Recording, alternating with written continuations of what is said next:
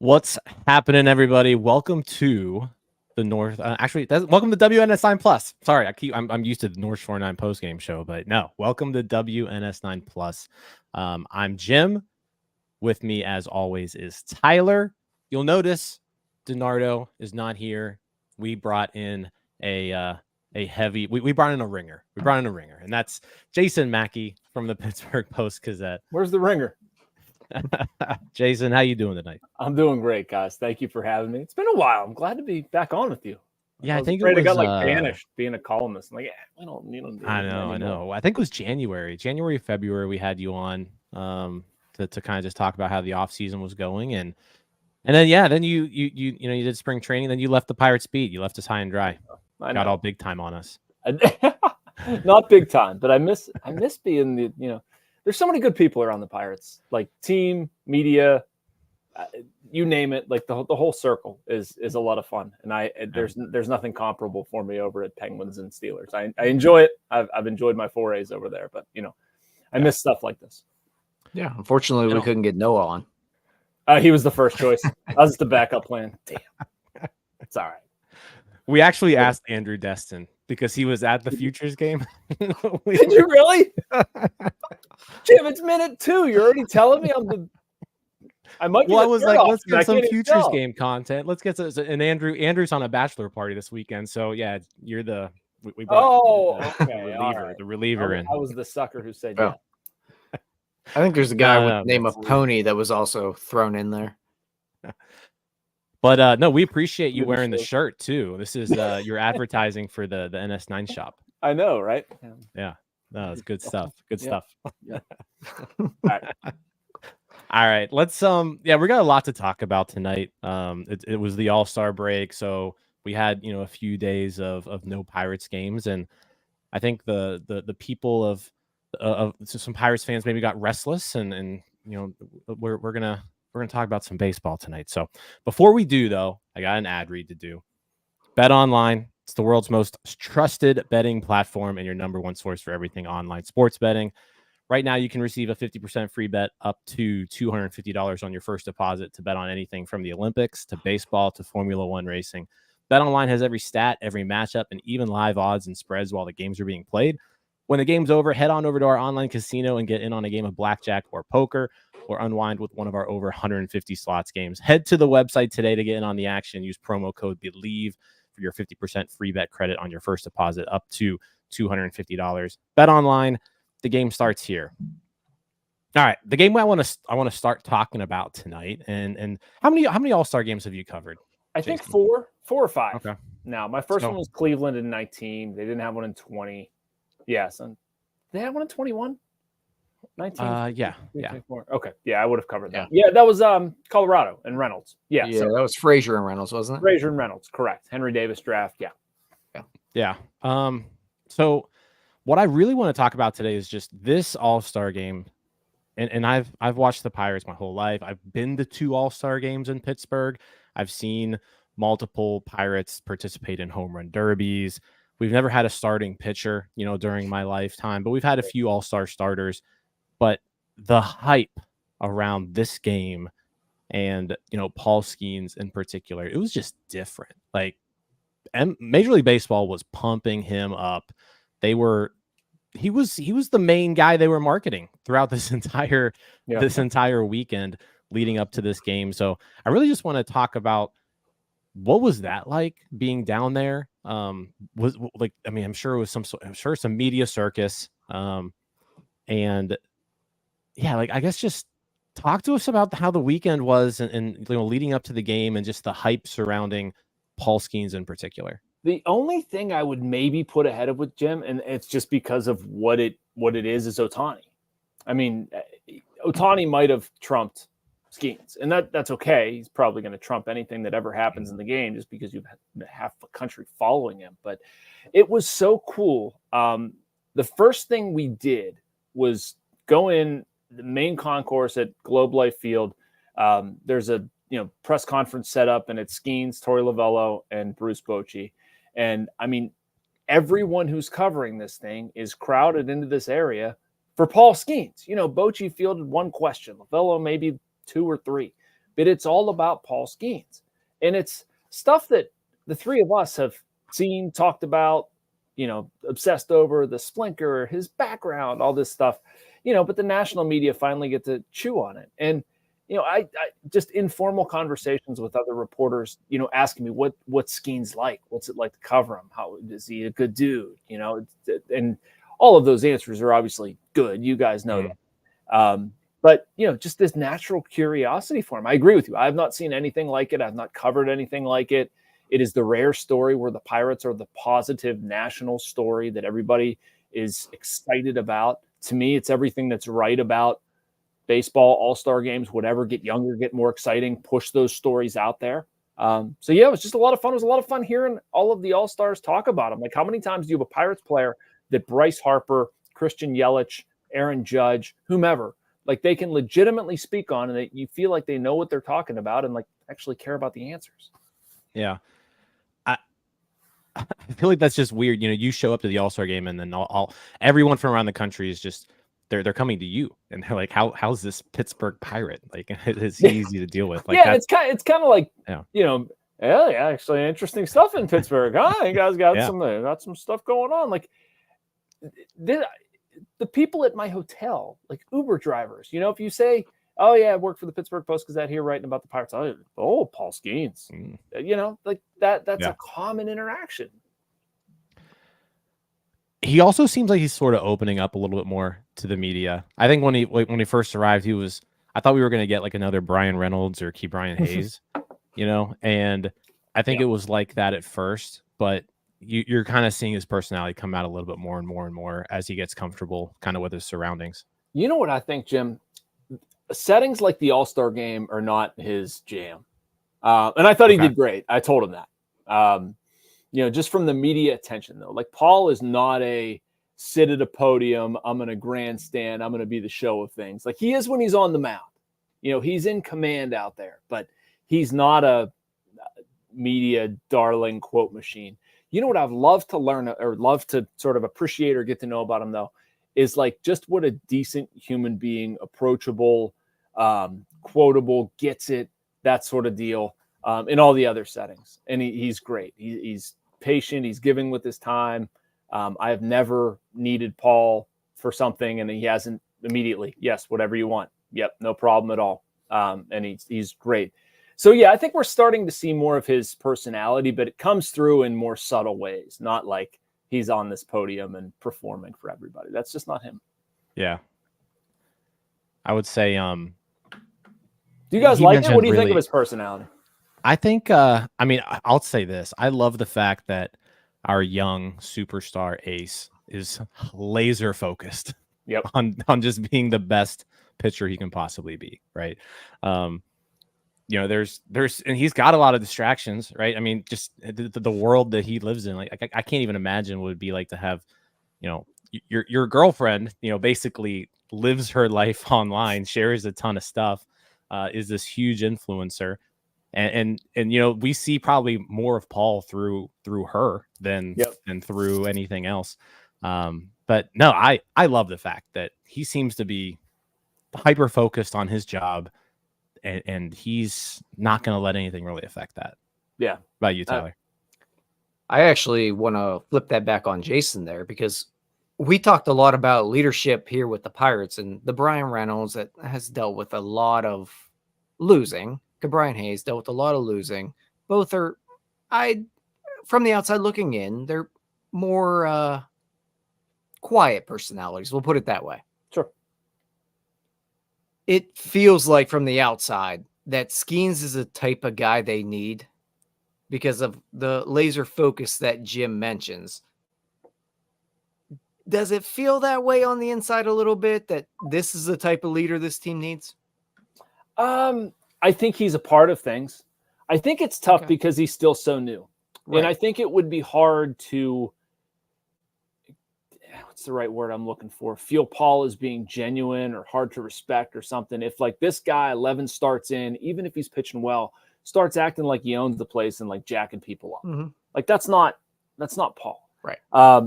A couple years in, is he gonna, be the guy that like says something and doesn't take any crap from anybody and whatever, like regardless of contract status, if this continues? Yeah, I think he probably would.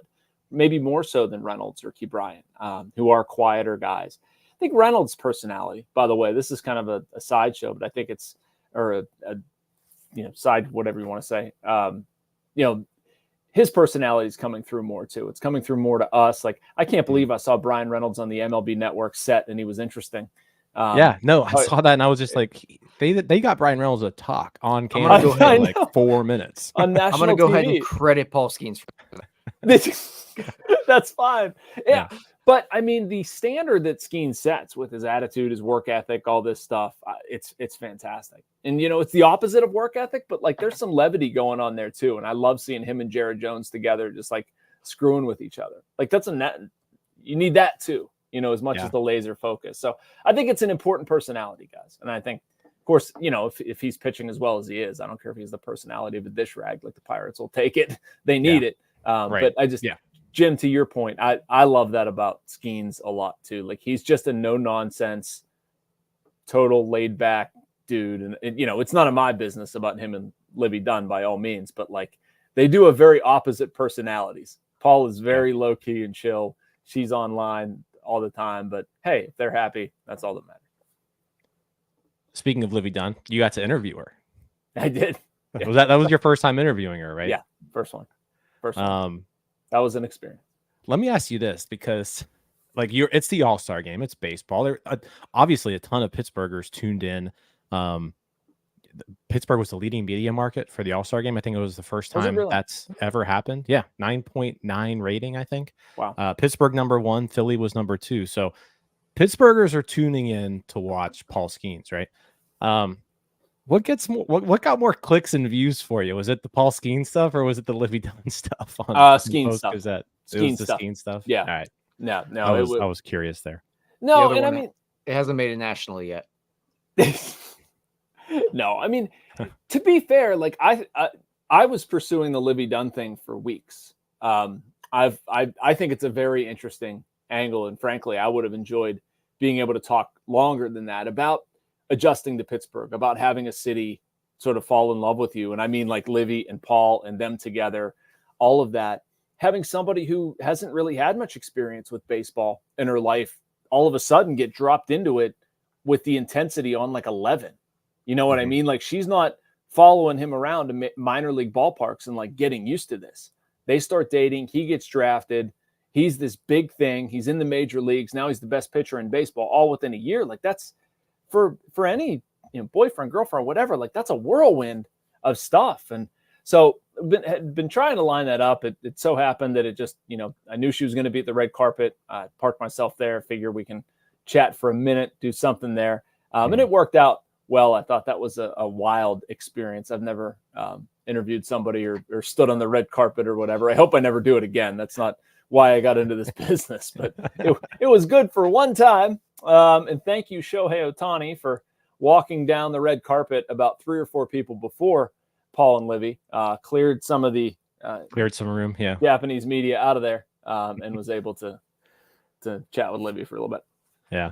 So you're not into watching people, asking people what they're wearing and stuff like that on the. I didn't even ask. She could have told me.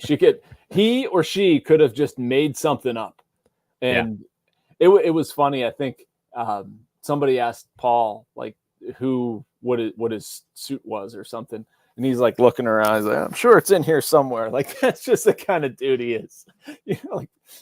Paul's not going into the store saying like I need this designer brand. Like he's focused on baseball. It was Paul's first All-Star game. It was Brian Reynolds' second All-Star game. What did you see? Like was was Reynolds kind of showing the ropes, that kind of thing, or was it Nope. more, hey Paul, you do your own thing. This is Nope. this is yours. Nope. You think Brian Reynolds wanted to be part of that? I think he actually said this to Andrew. He's like, he doesn't need my advice or something like that. It's a good accent too. Yeah. So he That's pretty does. good. Yeah, he does just fine. You almost sounded like he did trying to fake a southern accent. Yeah. Did they you have saw Brian? that clip? No. Yeah, they asked them to like do their worst, their best southern accent, and Reynolds tried a That's the southern guy accent. from It's Tennessee like, out of just and it's sounded like, like Brian Reynolds. yeah, it's like you could have just talked normally, but he where he I'm sounded from, pretty right? normal. Yeah. Funny. Makes me think. I chatted with Reynolds about this. I don't know when I'm going to publish this, but it's like a starting nine off the wall questions with Brian Reynolds. And one of the ones I asked him was, if you could put an MLB team in any city, which would it be? And he goes, no, I'll really have to answer that. It was like, Nashville, Right. But right. that's what it made it sound like. Anyway, go ahead. Yeah. The game. So Paul Skenes starts, all this hype. He faces just Stephen Kwan, Gunnar Henderson, Juan Soto, Aaron Judge. I think he struck out Juan Soto, and Contreras just dropped the ball. And that's what ended up getting him a walk there. But you were kind of expecting fireworks, and then it was just like the most non-eventful inning ever. He was just like weak contact, some swings and misses. I think the Soto of that was probably the coolest part because he made Soto look kind of silly on a couple of splinkers. Yeah, I mean, I guess just your inning was. I was hoping for something kind of spectacular, but I feel like this is just pure Paul Skenes fashion, where it's like we're just going to. He just went out there and did work. Yep. Of all the innings of baseball I've ever seen, that was one. Yeah. That's all I had. We get the Aaron Judge at bat. It lasts one pitch. One pitch to crying out Aaron loud. Judge. I know. But to be fair, like I love the fact that he just said, "I'm going to pump 90 or 100 rate, dead middle, and have fun." Yeah, I like that. He ran it up to what, 100 something. I think he hit 100 at one point against Kwan. I mean, it's not like it lacked for entertainment value. I'm not trying to paint it that way. It did, and I think I might have wrote this if I didn't, I'll talk about it here. One of the things I think is cool with Skenes is I think he likes showing different versions of himself. Like I think he enjoys not just being the dude that's up there pumping 100, that he can do more than that. And so I think everybody's looking at him to do this. He's looking to get outs. He's looking to, at one point, I'm not sure he knew it was an exhibition game. We'll put it that way. Like that's the way his intensity was. And maybe he was just fooling people, but he looked very intense. And so, I mean, he's probably game planning on how to get 3 outs way more seriously than I think most his age would. And so if that takes the splinker, he's going to throw the splinker. And took 7 4-seams, something like that, a curve, a slider mixed in. I thought he pitched well. It just, of all the fireworks we've seen from Paul, this was not that.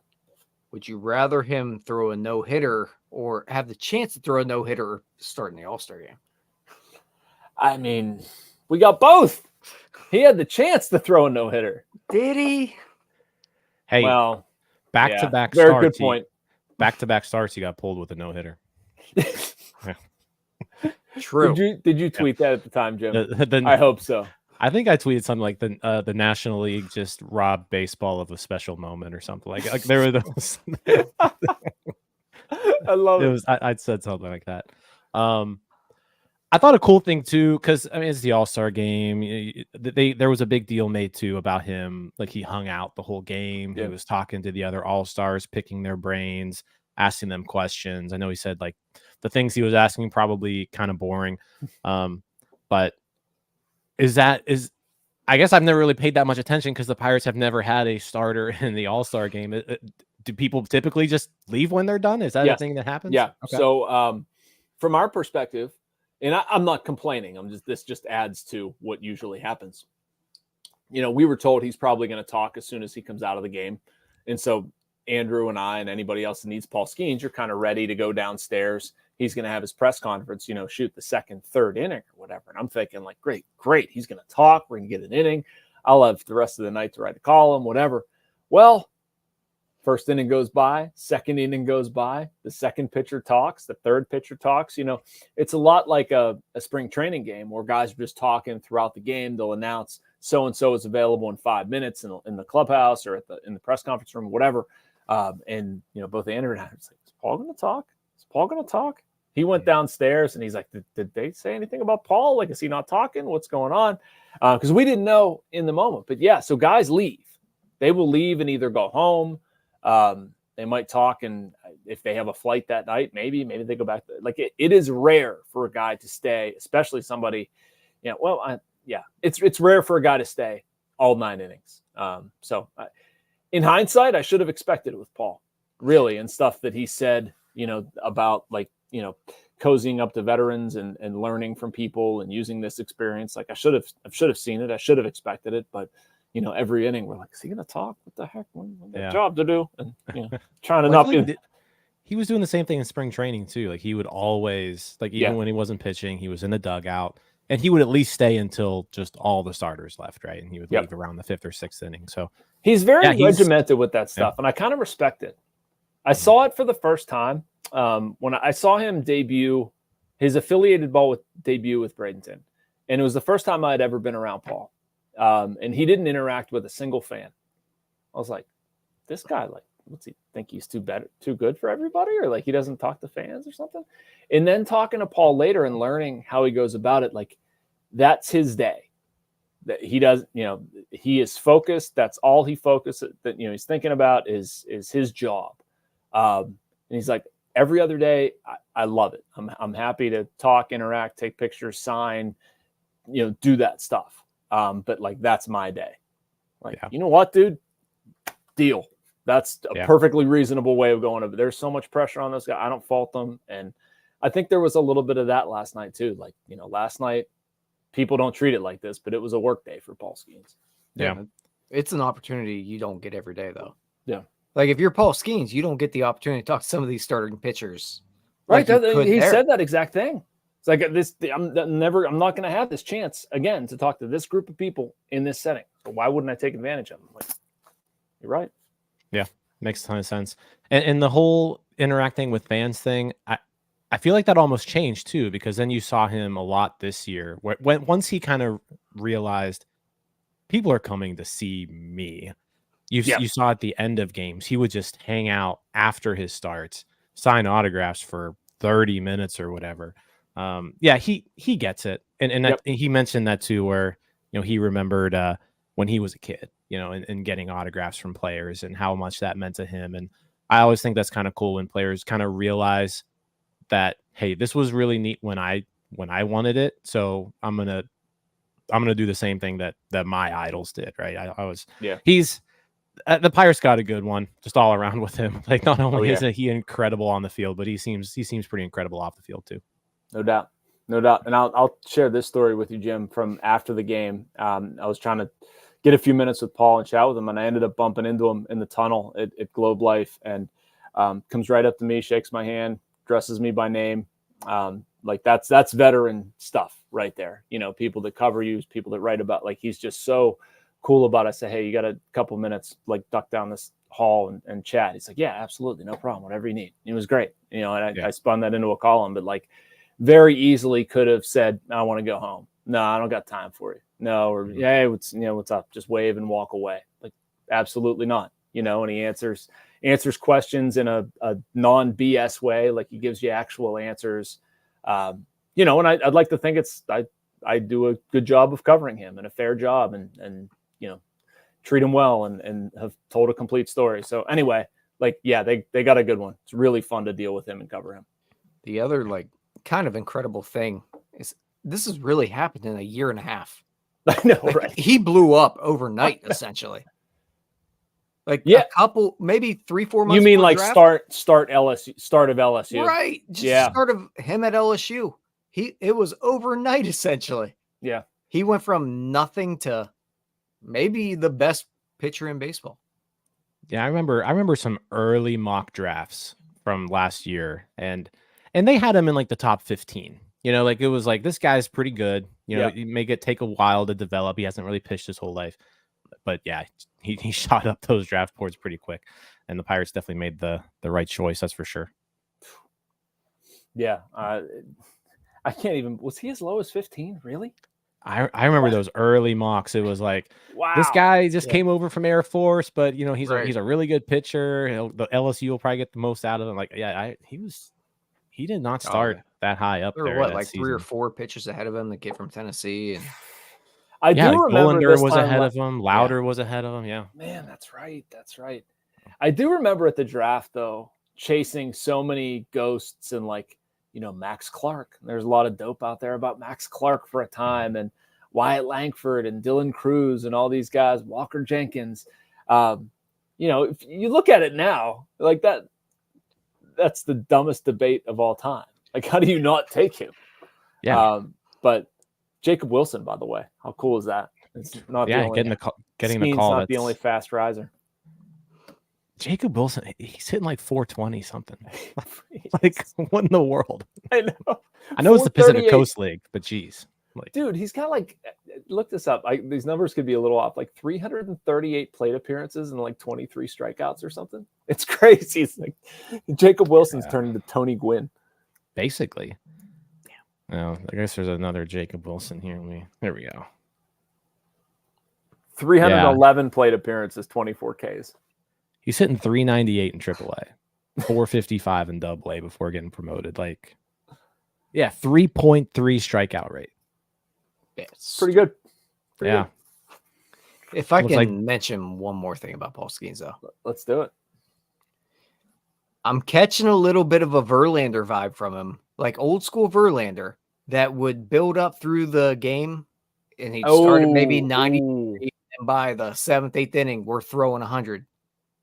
That's what I'm catching with him right now. That's what I feel like. And I know a lot of people might question the velocity that we've seen lately, but it feels like he's just building. And you mentioned him essentially learning the pitch and maybe saving some stuff and doing something different every now and then. I'm catching that vibe. You're not wrong, man. I totally agree with you. I like it. His finishing kicks are impressive. I don't know. We got to come up with a name or the term or something like that, man. But it's really good. Like the velocity ticks up. I didn't understand, or maybe I didn't agree with him saying that he like, oh, I guess I felt tired. Shelton saying he looked tired. No, he didn't. Get through 3 innings on 26 pitches. That looked pretty darn good to me. I mean, if you want a lot better. Yeah. But yeah, how he closes outings, I agree with you, is kind of Verlander-esque. I mean, it's just good starter-esque, right? Like you get into a rhythm, you figure it out. And I think what we see with him is something that kids his age never are able to do. It takes years. Like he adjusts in the middle of a game. He's like, hey, they're not hitting this pitch. We're going to throw a lot of this. You know, something's off with my mechanics. Hang on, let me look at some video and, you know, recalibrate this. Like that's stuff that takes people weeks. Yep. He needs the time between innings, and he's got it somehow figured out. So that's been another, you know, fun thing of watching Paul. Yeah. When you mentioned earlier, like he enjoys kind of showing off different sides of himself. I don't know if it's necessarily enjoys, but like, I think he's just so good at so many different things that he can get you out anyway. And if there's maybe one thing that isn't working for him that night, he can pivot and change his game plan up, and his plan B is just as good as his plan A. And if he needs to change things up again, his plan C is just as good as his plan B. That was impressive. And I think the Reds game that he had was the first time I was like really, really impressed with that shifting of kind of his approach, because the Reds were kind of they were on his hard stuff early on. After that first inning, he was like, all right, let's switch things up a little bit. And he dominated the rest of the game. So yeah, he's impressive. I'm curious to see how or if he gets limited in any way in the second half coming up. I have a feeling he's got 130, 140 innings in him. I think I think minimum, Jim. Yeah, I mean, he's like 66 right now. Are we talking? We're talking major league innings, correct? I'm talking major league innings. Okay. Oh, just major league. I think major league, because I mean, in the minor, he was pitching to. He threw 30 pitches that was low stress, like building him up. I feel like his innings almost don't even count. Like that's spring training, basically. I look at it. He was at about 130 last year, right? I'm looking at like total innings, at least 150, maybe 160. That's about the range. I mean, I'm not saying that like I have intel directly from the Pirates. I'm saying like what would make the most sense. I know I talked to Paul about this on Tuesday. He was like, I've been looking. It's not as bad as I thought it would be. Like, still got some room. And I would agree with it. If you think about this, 66 games left. If they can function with the 6-man rotation and go through, figure how many starts is that going to give Paul with off days? I mean, I don't know, fewer than 11, I would say. You can do that. You can make that work.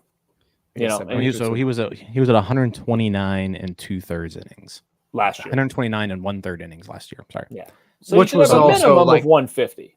Yeah, so I think he can get to 150, 160 total, 130 in the majors, at least. Oh yeah, yeah. So, And I mean, if he goes to 160, 170, you really going to care that much? Like, is he not proven kind of a special case? No, if they're in contention, I think that's a big part of this thing. If they tumble out, like, they'll shut him down. I'm sure it's just not worth it. But if they're in contention, I wouldn't worry that much about it. Yeah, and I look at him differently than I do, say, a Jared Jones. Yes. Just the build of him in general, everything you've seen out of Paul Skenes, like it just looks like this guy can carry some innings. If we talk about, like, this might feed into a larger discussion. If you talk about Paul's contract and wanting to keep him here, like, I'm totally of the camp of, like, you be you, Paul. You do your routine. When do you want to pitch? We're not going to shut you down. We're not going to screw with you, but, like, we want you here. We this works for us, and try to work that together. I don't know if that would be something that would, spur a conversation for a longer term deal. But man, oh man, I do think about that if they can pull that off and get a couple more years of Paul Skenes, would not complain at all. I mean, you're making a very smart bet. Yeah, I think I feel like buying out 2 years is possible at this point. Like, going, because he's going to have 5 years after this. He's going to get his full year of service time. He's winning Rookie of the Year. Like, he's going to win Rookie of the Year. So he's going to get that full year of service time. You're going to have him through 2028. But he also isn't going to really get paid until 2027 at this rate, 2026 at this rate. So do you just go to him and say, we're going to pay you more right now. Let's do these 2 years. Let's keep you here till 2031. I think like a 7-year, $130 to $150 million contract, like, could make sense there. Because you got to think he's going to be at 5 on the high end, probably 5 years, 65 million, right? So you buy out 2 more years with another $70 million. Yeah, I think you got it. And then he's still a free agent at 30. So I feel like there's some incentive there for him. There's obviously incentive for the Pirates to do something like this. Because they've got to figure out a way to keep him here as long as they possibly can. Devil's advocate, though, Jim, what's the incentive for the Pirates? Keeping him here. I know, but 2 years. That's the incentive. For 2 years. Hey, 2 years is 2 years. 2 years is huge. 2 years, it's $70 million, but you inherit a crap ton of risk. It's a lot of risk, but we've already seen. Is it though? We've already seen what he does to these. Yeah. The Pirates, the Pittsburgh was just the main media market for the All-Star. Like, Pittsburgh is a baseball town. Yeah. If you because of Paul Skenes right now. All right, I'm not a big part. I'm not disagreeing with you, by the way. I love the idea. I want them to do this. I don't think that they will, but I want them to do this. But it is an interesting. I can see both sides. I really can. Yeah, it's a very minor scale of Travis Kelce and Taylor Swift right now. Very minor, but very minor. Like, Livvy Dunne is not Taylor Swift, and Taylor Swift and Travis Kelce are a minor scale of Paul Skenes and Livvy Dunne. Maybe. Let's be honest here. But I mean, like, we need to get Paul Skenes its own podcast. Man, I don't know how you're Bob Nutting and you don't look at this and just see dollar signs everywhere. You're not wrong. You're not wrong. There's a way to make that money back. Like, how do I keep this guy here as long as possible? I mean, you're telling me if they're contending with Paul Skenes atop that rotation, other guys in it that they already have, that people aren't going to come out every single night to watch that team. Give me a break. I mean, if they're in contention, there's not a Paul Skenes start that doesn't sell out. No, I mean, he would still get that if he didn't extend Skenes. I understand that. But, like, aren't you in it to grow this to its maximum potential? Like, don't you want those guys to stay here? You want people to keep coming into the ballpark? I want people spending a crap load on merchandise and food and literally anything in and around the ballpark because they own it. Like, that should be the plan. Just the merchandise in general, the amount that you will make on it. I know. He's second only to Kutch right now, and like player jerseys. You put like Clemente and Stargell in their own category, right? Like walk around the stadium. I mean, might be outnumbered by Kutch, but that's it. Yep. People love him. Yeah, and it's easy to see why. So, all right, doing a shift focus to the second half. We spent 36 minutes on Paul Skenes, so probably should. We could talk a lot longer. We could go another hour. All right, so Pirates go into the break at 48-48, exactly 500. They made up a lot of ground on that last road trip. I thought the last homestand of the season was of that first half was kind of a disaster. Losing that series to the Cardinals, splitting with the Mets. Like you really wanted to at least have an over 500 series there. Those are two teams you're competing against in the wild card. But then they got business done against Milwaukee. They swept the White Sox. It's always good to see them do that to a team that they should do that against. So now you've got two big series. You've got the Phillies, who are the best team in baseball, essentially, coming into town. It's going to be a huge weekend at PNC Park. I think Friday, Saturday are both sellouts. Sunday's almost sold out. I got tickets to Saturday's game, so I'm coming in town this weekend. Got tickets to Saturday's game. I've never spent that much on tickets for a Pirates regular season game in my entire life. Like, I had to go, I couldn't buy tickets online from Pirates.com. I had to go secondary market, and I'm not even going to say how much I spent. It was a lot for a Pirates regular season game. Like, it was absurd. So there's some. We're glad you're loaded. There's a lot of hype. There's a lot of hype coming in right now around this series. But how much the Pirates pay you industry plant? I know. Well, that's true. Did they pay you to come to the game, Jim? They did, yeah. All right. But then the Pirates released their rotation for the weekend, and it's like there's no Keller, there's no Skenes, right? Yeah. So it's like, gosh, you're riding high. You just got to 500, huge home series against your cross-state rivals. You're facing Aaron Nola, and you're like, all right, let's send out Martin Perez. Thankfully, there is no recent precedent for the Pirates coming out of the All-Star break and experiencing myriad troubles. They've run 10,000 simulations that only happened in 8 of them. So the chances are very good. I agree with you, though. Boy, do they need Skenes and Keller to start against the Cardinals early in the week.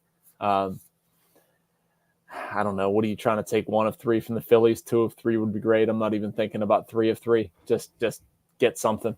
Don't totally lose traction here. Yeah, I mean, I think at that point, that's the goal. Like, looking at how it's shaking out, if you can take 1 out of 3 against Philly and then win the Cardinals, like the Cardinals series is obviously the more important series. Yeah, like you are directly competing against the Cardinals for one of those playoff spots. You've got to win that series. So, lining up Skenes and Keller against the Cardinals seems like a good idea, but it's just it sucks because you're gonna have 38,000 plus there Friday, Saturday, Sunday, and you're not sending out your best. Yeah, I thought they would have gone 1 for one series and the other for the other series. Like, if they would have not started Skenes this weekend, it wouldn't have shocked me or upset me. I don't whatever. Like, you're trying to get him a little bit more rest. You want to do that anyway. Just try, if you can steal 4 days of rest right now, 4 games that he doesn't pitch. I mean, I'm fine with that. Give Keller to the masses on Saturday. I don't know what's going on with Mitch, but that's weird. right? His last start, only 3 innings. Yeah. Go the break, and then he doesn't pitch coming out of the break. We don't know. Yeah, nothing really ever came out. Like I know Noah, right? Your colleague at the PG, he said that there was no injury, but there was nothing really else said about it. But he only goes 3 innings last Sunday, and now he's not pitching until next Monday. So I mean, he's going to get 7 days rest here. Yeah. Hopefully he's okay. I think he's fine. He pitched a ton this first half. He pitched over 5 innings every single game other than that last one. So maybe this is it's a 162 game season. We're caught up in the moment of right now. Like these 3 games are huge, but there's a lot of baseball left to play, and you need Mitch Keller and Paul Skenes for all of them, right? And so, Friday, Saturday, Sunday is important, but the rest of the season is important. That's Louisville out of them. That's right. And also, to be fair, it's not just about the starting pitching. To me, it's far bigger than that. Like if I have a wish list of stuff that I need to correct with the Pirates, or stuff that I'm worried about with the Pirates, like starting pitching isn't one. Like what does the offense do? Did they get anything out? Did this break come at a horrible time and stymie Brian Hayes? I don't know. What happens with O'Neal Cruz? I don't know. Does Brian Reynolds continue what he's been doing since June? I don't know. I certainly hope so. You want to see them pick up right where they left off, but that doesn't always happen. And I do think the concerns about the Pirates scoring enough runs after this many games in the season are completely valid. I don't know if anybody's actually running from them. Probably the organization paints them in a more favorable light than fans, but that's a bigger concern for me. Are they going to score any runs against the Phillies? Yeah. Well, now the good thing coming out of the Sioux is the Phillies aren't starting their all-star starting pitchers either. No Ranger Suarez. I think no Zach Wheeler. So yeah, but they still get Nola, Cruz, and who else? Yeah, their not that rotation's pretty stacked. I can't believe they play the same sport. I know, but hey, but yeah, I mean that's kind of where they're at right now. So at least they avoid Wheeler and Suarez, but facing Nola, Sanchez, those guys are pretty good. But I tend to agree that give Skenes and Keller their extra rest here. Those are the 2 people that you really need to rely on. I think Marco Gonzalez and or Martin Perez could be trade chips too at the deadline if you absolutely need to maybe trade one of them for something. But yeah, I think this is a big 6 games here this homestand, because this is gonna go a long way in determining do we buy or not. Yeah, just buy already, for crying out loud. Buy a bat. We've heard this for too long. Get a bat. I don't know why we're sitting here talking about 10 days worth of games and whether or not the Pirates should actually do that, when we've been hearing for 4 years that if there's a major league deficiency, they have the resource and the interest and the dedication to building this thing that they're going to go fix it. Go fix it. Go fix it. You're at least a bat short. So I don't know. I'll get off my soapbox now, but I do hope they add to the team. I think they deserve it. I think there's I'm not giving up a whole ton of prospects to do it. I'm not giving up Ashcraft, Bubba, and Tamar to go get a bat. But if I've got to give up a little something to make my lineup better, I'm going to do it. But I also don't disagree that this is a very important homestand either way.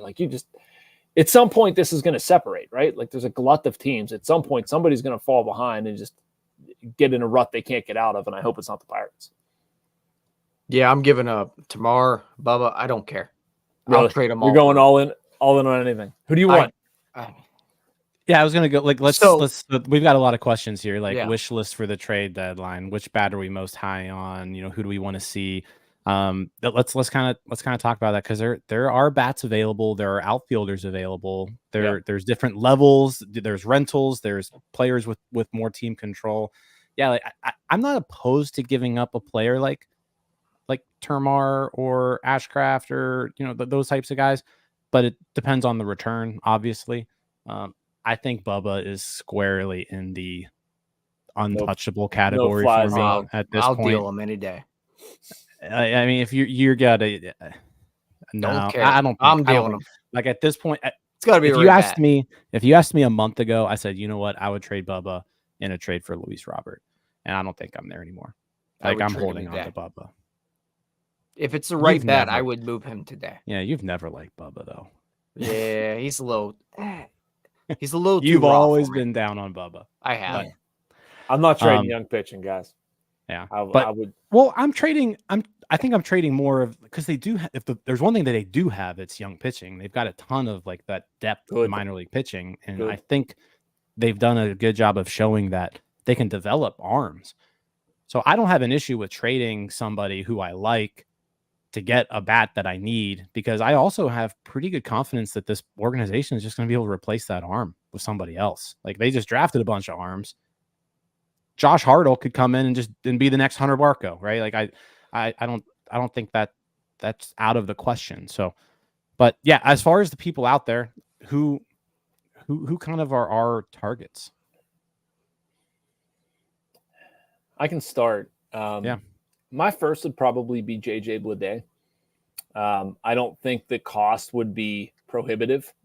To me, that's not somebody that's going to take Bubba Chandler or Tamar Johnson to get. I think you should be able to do that with less. And I think it does make your lineup better. It's an upgrade in center field. Somebody with some power potential. I think somebody who's still growing. There's years of control on the contract, some familiarity with the program where he came from. Him and Reynolds, I believe, not totally positive, but there's probably a character reference involved in there somewhere. Yeah. To me, it's a middle ground upgrade. Pick. Yeah. Yeah. Oh. What about you guys? Tyler? Tommy Pham? So if we're going that route, Tommy Pham, I've wanted Tommy Pham for a while. I don't know why. Just like the fella. But I think Brent Rooker's in that group of guys I'd go after. Maybe I'm not as high on Taylor Ward as most others are. Maybe he's just not as exciting to me. They already traded for him, though, right? Oh, no, they didn't. It was just about to happen. Yeah. No, they definitely did on Twitter. Oh, okay. Well, the trade was just made on Twitter. It didn't happen. Yeah. Well, on Jim's little whatever Stratomatic league, they definitely did. Yeah. I have Taylor Ward on my strat team. Do you play Stratomatic baseball? I do. Love it. Do you? Yeah. That's awesome. I own the Kansas City Royals. Yeah. Congratulations. Yeah, thank you. Yeah. The one that what about you? I don't know. I don't. I've always been curious though. I've always wanted to do a story on it too, like people in this area that are way into Stratomatic baseball. We have an entire league of 30 teams with 30 guys. Like everybody owns a team, and yeah. All right. Yeah. We might need to talk about this more off air, Jim. I like it. Oh, they're looking for people all the time. I get asked 3 times. Really? Yeah. Every offseason there's usually 1 or 2 openings. Okay. So the comments are mentioning Jazz. I'd be intrigued. All right, I guess I'll go because I agree. I think you mentioned Rooker. In most situations, I would say, yeah, give me Brent Rooker. The problem I think with Rooker is he's just a bad fit for just how this team is currently constructed. Because Brent Rooker can't play. Like, if you go out there and get Brent Rooker, you're probably trying to play him in right field, and you're rolling out Reynolds, Sawinski, Rooker. Yeah, and that's probably the worst defensive outfield ever constructed in baseball history. Yes. Like Brent Rooker's awful out there. And he's almost strictly a DH at this point. I think you could probably throw him at first base and he wouldn't be like completely miserable. But to face lefties, and then Connor Joe may be the better right field option against lefties. So I don't like the fit with Rooker. I think the best fit, if you're gonna go a bigger splash like that, is Jazz. Jazz can play a position that you need him to play, which is center field. He's also a left-handed bat, and I feel like they could use another one of those. and he's an instant spark plug to that lineup. He can steal you bases, which is one thing this team lacks. He would immediately become probably the third best hitter on this team. And he fills, like I said, that center field position where I like what Taylor brings defensively, but you got to get something more out of the lineup because that's what you need right now. And Jazz gives you that without a massive drop off defensively. Whereas you go and get Rooker, and a Reynolds, Rooker, Sawinski outfield is just the pitchers aren't going to like that. It's not going to go well. Your other option is Kutch in right field with Rooker or DH. Not great either. So if you're going to make a splash, I think Jazz is the guy. And I also don't think Jazz is going to take anybody over, say, Harrington. So then you got to say, are you comfortable giving up Harrington and it like being the headliner for Jazz? I mean, because Jazz only has after this year 2 years left. Yeah, and like I mean, you look at him; he's a good ball player, but he's not a superstar. He's a 2.5 to 3 win player. I don't know. Yeah, I think Harrington and maybe a couple other depth pieces gets it done, honestly. So I would do that. If we're going more of the rental route, I feel like Tommy Pham at least fills a need where he can play center if you need him to.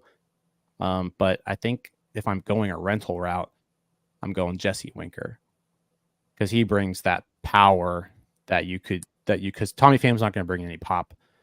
Jesse Winker gives you the power, gives you that from the left side. He could probably really excel at PNC Park. You can stick him in right field, and then you're rolling with, a Taylor, Sawinski, something in center.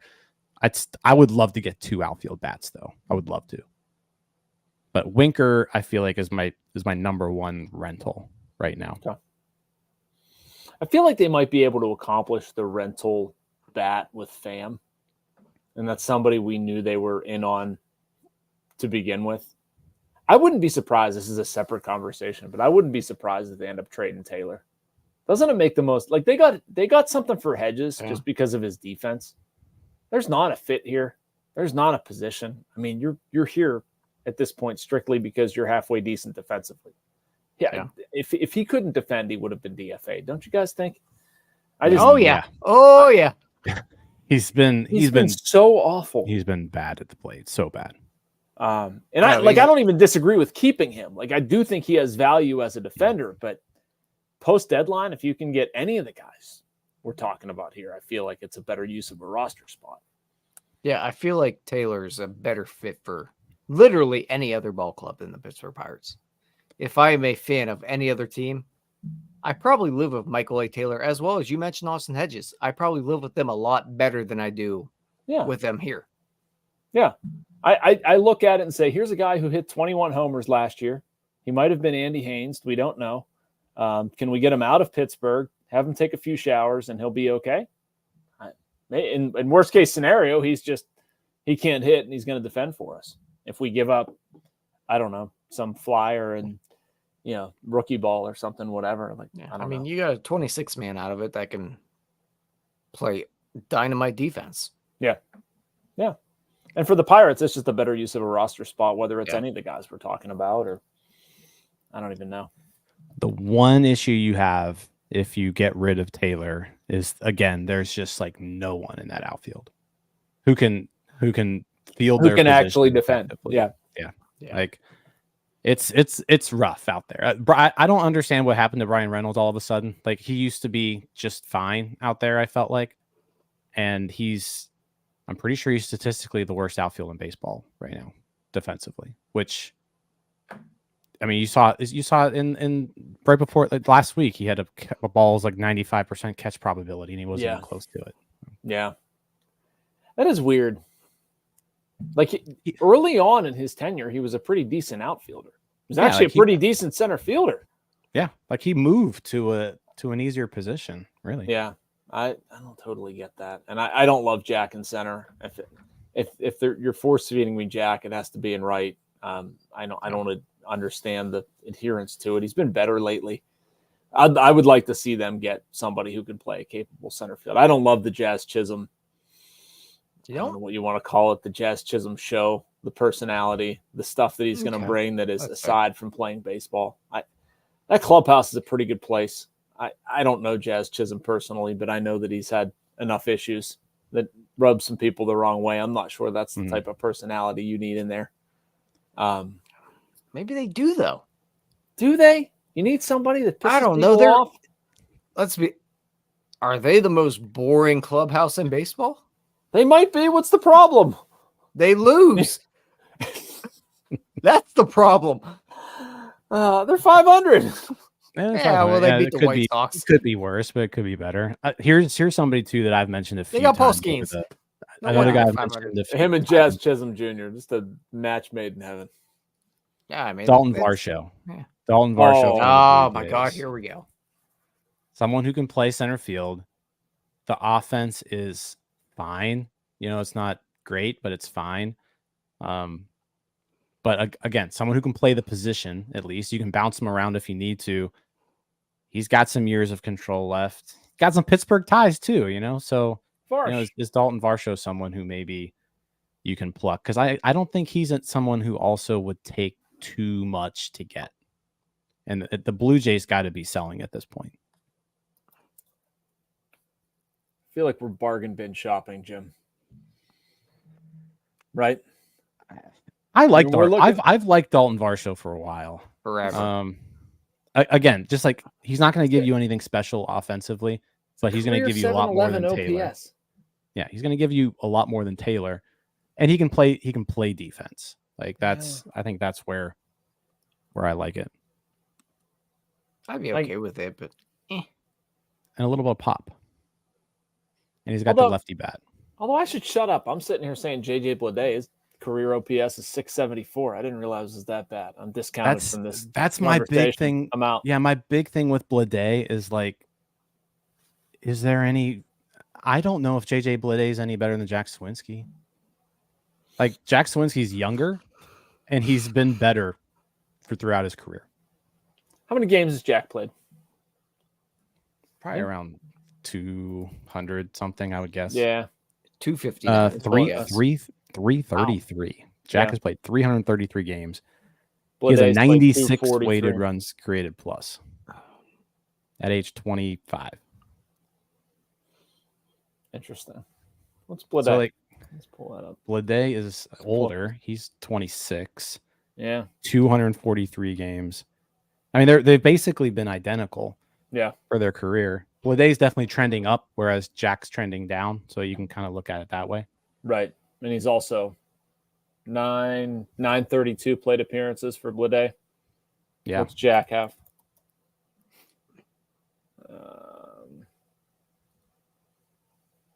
1170. Yeah, I mean, Bleday's got a little bit of ways to go to get to Jack. I don't know. They're not too dissimilar though. I get you. Yeah. But I mean you maybe you just say, hey, you know what, change of scenery. Jack, maybe you can send Jack to Oakland in that trade too. It's always a possibility, but I have a feeling they like Jack. I think they want to stick with him. So. Yeah. He's still here, so I'd assume they do. Yeah. Because I mean, anybody else with the numbers Jack Swinski has put up would not be here right now. Yeah, they'd probably be in AAA. And let's be honest, he's been terrible in the outfield as well. He's been terrible all year. He's been bad. Jim called him prime Juan Soto. How about the Rays? The Rays said they're going to be looking for trade partners, and they've got Yandy Diaz. Can we not do that one again? And Randy Rosarina. So they've got three pretty good impact players that they're going to be shopping around. Yeah, you're always hesitant when you're dealing with the Rays because they've burned us a few times. They've burned a lot of teams quite a few times. But is someone like Randy Rosarina on the radar? Maybe that would be a bigger splash too. I feel. I don't know if the defense lines up. Right? Like, how much center has he played? Not a lot. He's been in center 7 times this year. Yeah. For me, no. I'm out. I'm trying. It could kind of be like a classic buy low though. Like he's having his worst year. He's a And, like, career 121 OPS plus. Wow, that's He higher hits. than I thought it would be. Yeah, like He he's hits. been good, but he's not having a great year. Yeah, 20 homer guy. Who's going to play center field and hit the ball? Shouldn't that be the goal here?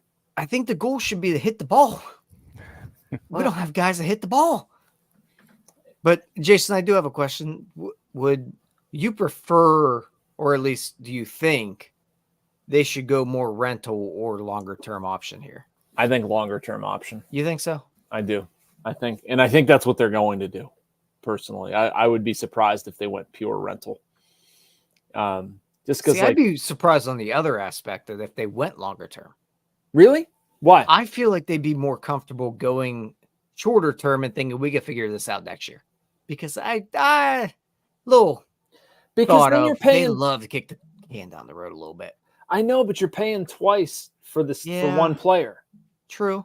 To fill one spot. But they do a lot of dumb stuff. They do, but I'm saying if you make the right deal right now, even if it's a Rosareni, even if it's a buy low or a, JJ Bleday with a, we're seeing a certain trajectory or, we think we can help this guy or whatever. And it very easily could be some guy that we haven't even talked about. Like if the Pirates feel like they're getting a deal that it's going to address something now without giving up a ton and it's going to, they have a chance to have controlled money. You don't see them do stuff often. I would be very surprised if they push their chips into the middle for a position of need, sign somebody, and then in the offseason, that guy left, and then they had to go do it all over again. I mean, really, though, we've seen them do that really one time in probably 2 decades, trade for a guy that is controllable, and it kind of burn them. Yeah, I think there was more to that one, though. I think that, the crime of that trade to me wasn't getting Chris Archer. It was not seeing what you had in Glasnow, Meadows, Boz. The fact that those guys were even tradable is the most heinous part of that to me. Like they should have been terrific parts of your team. They shouldn't even be talked about in trade discussions. I can't believe I can't believe the Rays had anything close to that offer on the table from any other team. That's no. The Pirates make that offer. The Rays are like sprinting to get that worked out with the league. Are they serious? Yep. Okay. Yeah. Like, the player to be named later, Shane Balls. Sad part is that, before they change their mind, right? Yeah. Sad part is like all things considered, Shane Balls is probably the most valuable to the Rays. The throw-in. Glasnow was really good. He was, but he was hurt the entire time. Yeah. Yeah, he was. I doubt Shane Baz gives the Rays as much value as Glasnow. Either way, though, we haven't seen this team really acquire a controllable player in a long time. Yeah, you're right. It's been Reynolds. Yeah. Well, yeah, was a minor leaguer at the time, but yeah, I mean Connor Joe, I guess would. You said that. Reynolds or Rentals? Rentals. Okay. Oh, I said that, and I was like, that sounded like Reynolds. Like I guess Connor Joe is. If you can go out there but the thing is, Connor Joe's not an everyday guy. Connor Joe's right. He's a 4th outfielder platoon bat. So, yeah, can they go out there, or will they go out there and acquire somebody who has 2 more years of control after this, who's going to be impactful for the lineup? Like there are definitely players out there who fit that mold, right? It's just a matter of, are they going to do what it takes to get those guys? Here's a name I hadn't heard of. What about Matt Vierling? I don't think I've heard anybody say that name. I haven't heard that yet. Left Philadelphia, been pretty good for Detroit, can play center field. I actually don't hate that. And I don't think he would cost very much. And he would be a big upgrade. Yeah.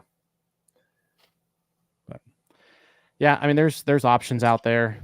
I hope they do something, and I think they will do something as long as this homestand doesn't absolutely, if they don't have a disaster homestand. You just said where we're at right now. You just said that Matt Vierling would be a massive upgrade, and he has a 101 weighted runs created plus. That's twice as high as Michael A. Taylor. I know, that's the sad part. We're talking about a league average player. Someone on TikTok here says, "What about Gavin Sheets?" And here's my thing with: I don't think they need to get a first baseman at this point. Like, I think first base is kind of covered.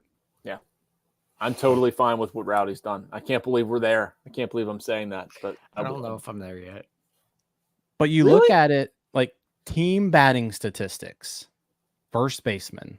They're middle of the pack. The Pirates, from an offensive standpoint, at first base this year, 13th in baseball. Mm-hmm.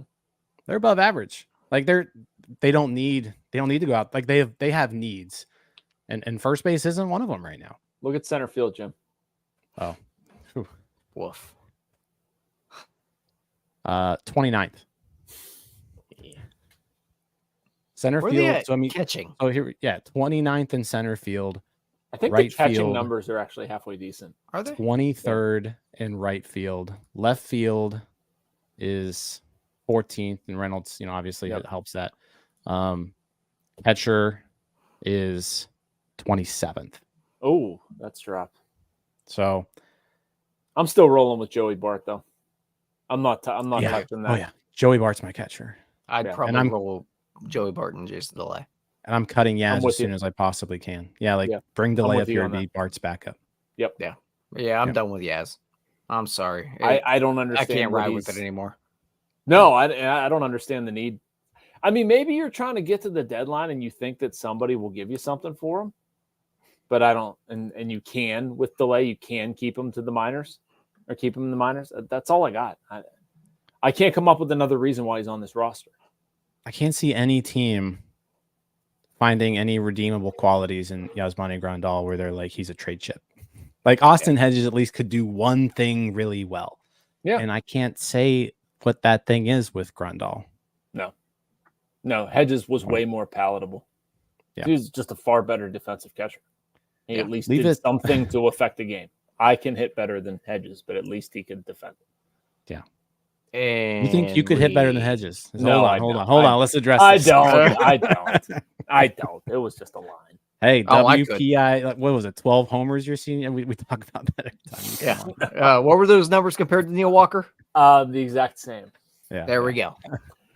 I should really go back and do some research and find out. Like, all I have on record is the batting average. Yeah. I should calculate an OPS or OPS plus or something like that. Did a family member keep the book for you guys? No, mine was legitimate. The only thing is we only played 12 games. And so I think I had 40 at bats. I just made it in our sample size. So, or not yet. Michael here asks, maybe Grandal staying on the team. Does it have to do with Skenes? And I don't even think I think we saw Bart started Skenes' last start, I think, too. So I think you're kind of seeing them move that around. But I think Skenes, whenever he feels like he can just call his own game. Yeah. I feel like we've seen that before, too. Jason DeLay. Every now and then we see him on a pitch comm on the mound. Yeah. I mean, there's nothing at all wrong with Jason DeLay, defense, pitch calling, handling of pitching staff, all that stuff. Like, I understand Joey Bart should play because he's added more with the bat. Like, I'm not advocating for Jason DeLay to start over Joey Bart, but like Jason DeLay is very much a major league caliber catcher. Whether it's a spot starter or as a backup or whatever, like he should be on a major league roster. It's kind of crazy that he's not. He also doesn't lazily lob a ball back to the pitcher. That does not do. That's correct. If you look at the last 3 years, Pirates catching, Jason DeLay is far and away has been the best catcher on the team. Yeah. And he's from a WAR standpoint, it's not even close. That kind of shows you where the position's been at too. Yeah, he's a light Chris Stewart. Yeah. What the heck happens with Henry Davis, by the way? What are we doing here? That's a Jim question. Jim, what answer you got? I have no idea. I have no idea. I think at this point, he has to figure out a way to learn major league pitching, and the only way you're going to do that is against major league pitchers. he's not learning anything in AAA. He's not learning how to hit major league pitching in AAA. Yeah. I think he's shown that over and over again. He's too good for AAA, but when he comes to the majors, he's overmatched. And there's clearly something wrong with his swing where he can't handle elite velocity. That seems to be the issue. And I think that's something you can fix, right? It's just hard to fix something like that during the season. Yeah. Like that's going to have to be his thing this offseason is, hey, how do I hit fastballs? Because right now he just can't do it. Yeah. I think he had the slider issue last year, and I think he mitigated that by trying to fix that, and now we're at the point where he can't hit a fastball. So I think he's kind of in between right now. I'm not giving up on him, right? I think the slider away was a problem. Now he can't hit a fastball. Drive line didn't work. Maybe a major league hitting coach would help.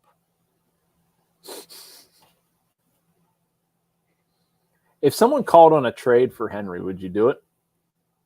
Yeah. It depends on who you're getting back. I think Davis's value is probably very low right now. Yeah. So, you're kind of, it's like the Josh Bell situation. Like trading Josh Bell when they traded Josh Bell probably wasn't a good idea. Yeah. Trading Henry Davis on right Christmas, now, no, it was definitely not a good idea. Like trading Henry Davis right now, you're probably like there's no winning that deal. There's probably no winning that deal, because you're not going to get that much in return for him. I don't think I've heard people say like, why don't you just trade Davis for Torkelson straight up, change of scenery type deal. And it's like, the Tigers aren't doing that. Like the Tigers have a lot invested in Torkelson, just like the Pirates have a lot invested in Davis. That trade's never going to happen. Like, just something I was thinking about. I don't know. Yeah, it's weird to see like how you get Davis back here, get him established, get him in a position to succeed. I don't know how that happens. I think what you do is if you need him this year in the majors, you bring him up. But I would roll with Bart, delay, and then let Davis play in Indy the rest of the year. Maybe call him up in September, when the rosters expand. But over the offseason, like, hey, you got to figure this out and make him win a job in spring training. Yeah. I just can't believe he can't hit. Like, I thought for sure he'd be able to hit. At this point, it's almost, do you go full on, like you just do nothing but catch and learn how to be a good major league catcher? Because it is possible. Like we've seen Jason DeLay turn into a really good major league catcher. I don't know if Henry Davis is capable of it. I think he is, but the arm's there. Framing wise, I don't know. Game calling wise, I don't know. But do you maybe switch to that route instead of focusing so hard on hitting? And we've also said multiple times, like catchers, it just takes a while for them to develop because there's so much on their plate. Like they're learning. There's more on a catcher's plate than anyone else in the organization. Yeah. They've got to do so much more. And just like Joey Bart in San Francisco, like Joey Bart was the number 2 overall pick. He came with a great pedigree. He mashed at Georgia Tech, right? Like there was a reason why the Giants identified him. He was Buster Posey's heir. Like that's what he was when they drafted him. And he didn't do anything for a while and they cut bait. And now he's 28 years old. And you're finally seeing what you wished you would always see out of Joey Bart. Hopefully Henry Davis can figure it out before he's 28, you know, but sometimes catchers just take a while. Like it's just kind of the way it is. Yeah. I'm guilty of forgetting this too, but I mean, he's only played 91 games in the major leagues. Like, we're still very early in this journey. I know that he's won one and everybody wants him here. And you just saw Skenes get up here in lightning quick time. But it's sometimes takes some time. That's okay. Yeah. All right. We're already an hour and 20 minutes and 15 minutes. Let's kind of cut this. We don't want to spend more time. We could talk baseball all night, but we don't want to hold you too long here, Jason. But before we go, do the Pirates buy? Let's put you on the spot. Do the Pirates buy? Who do they get? What positions do they address if they do? What's the Pirates' final record? And do they make the playoffs? Yes, they buy. They address outfield, but they do it with none of the names that we're talking about. They go off the board. They do not make the playoffs. They narrowly miss. They win 84 games. It's very optimistic. That's my Okay. that's Tyler, my what about you? prediction. What about you, Tyler? Oh, I'm stuck at like 78 games. I don't think they'd Yeah. break 500 this year, and I think they stand pat at the deadline. And I think we just ride it out. The only moves I think might happen is maybe Chapman gets moved. Jim? So 78 wins, no playoffs then. No, not a chance. Yeah. I think they're going to do a little bit of both. I think they're going to buy and sell, kind of the way that they used to, back when Huntington was here and they were in these sort of similar positions where they weren't really sure what to do. They've got a few areas of strength that they can deal from, and they've got needs. So I think they have ways to trade their strengths for not necessarily needs, but for prospects, and then trade prospects for their needs. So it almost like evens out. So I could see that happening. Like I could see Chapman getting dealt. I could see one of Perez or Gonzalez getting dealt. I could see that happening. I think they address an outfield spot. And I think if you're trading Chapman, I think they address the bullpen again with another reliever. So I think they do that. I think they sneak in. I think they sneak into the playoffs. Ooh. I think How many wins? I'm gonna stick with like your number. I'm gonna go like that.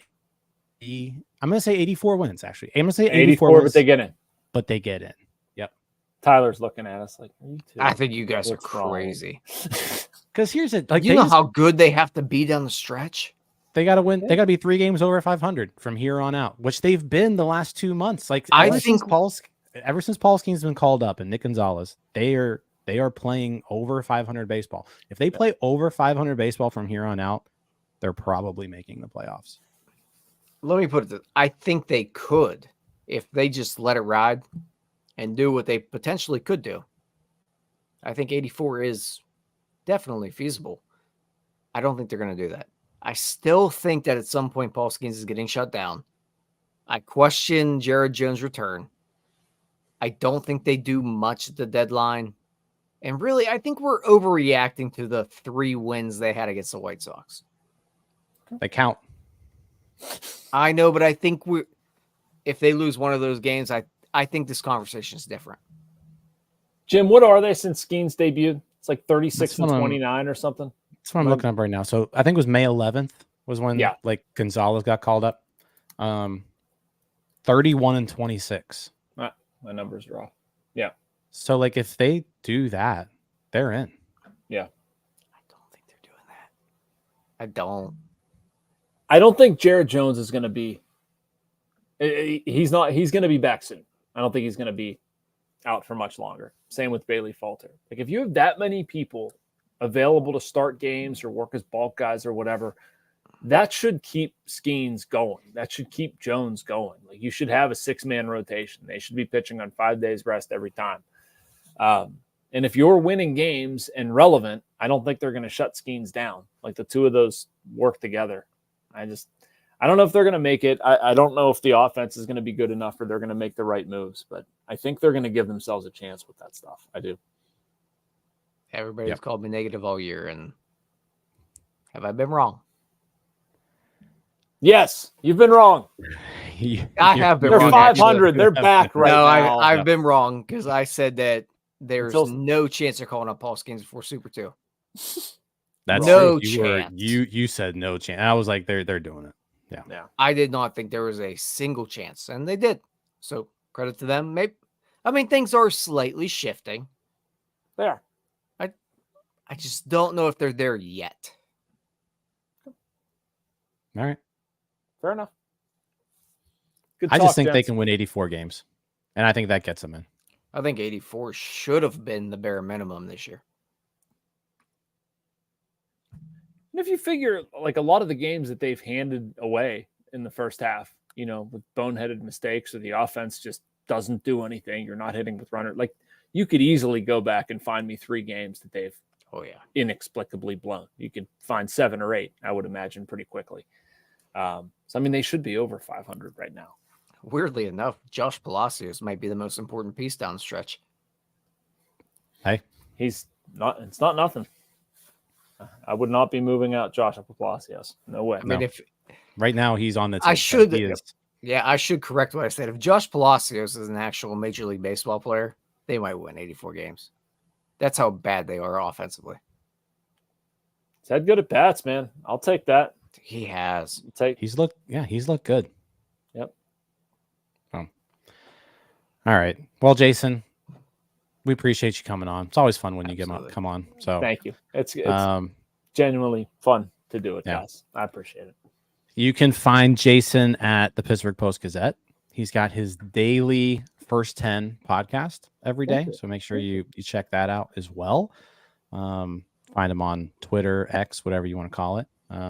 He is he is at JMackeyPG. He's not like at J _ like he's not. There's a fake Mackey out there. Don't follow the fake Mackey. Please don't.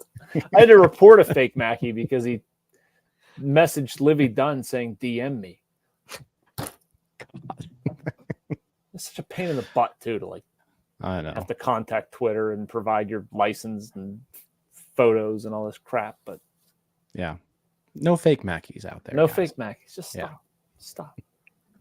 Find something better to do with your time. These people are weird. Yeah. All right. Well, hey, we appreciate everybody in the comments who were watching along. Chat was great. If you were listening to this on the podcast afterwards, we appreciate all of you. TikTok, I see your comments. I can't address all of them, so appreciate you all on there. Yeah, like the video, subscribe to the page if you haven't already, and we will be back tomorrow with post game shows again. Yep. So we have a little bit later. We'll be back with post game shows tomorrow. So again, thanks for watching. We'll catch you all later. Peace out, Scouts. Hey, you all. Thank you for watching. I know we try to provide the most entertaining content that we can, and we'd love to spread it to as many people as possible. So I know it doesn't seem like a lot, but if you could take the 5 seconds to like this video and subscribe to the page, it helps out so much more than you know. Thank you, and let's go Bucks.